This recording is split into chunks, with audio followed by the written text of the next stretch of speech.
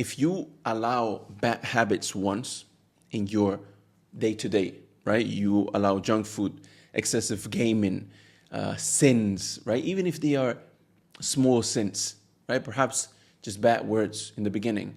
Then you start hanging too much with this friend that's a bad influence. Every time you are with him, you guys talking about things you shouldn't be talking about. Now you start thinking about things that you shouldn't be thinking about. The harder it gets, for you to say no to your nafs, to yourself, when something pops up.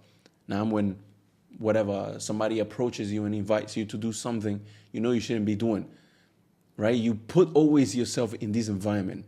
You make yourself accessible to this person 1 time, 2 times, 3 times, 4 times. Before you know it, the 5th time, it's going to start becoming normal. You're going to start laughing about it. The 6th time, you're going to try and make sense in your head about how this could be halal and maybe not be that bad, until you fall into it, until you do it twice, until you do it 3 times, until you become it.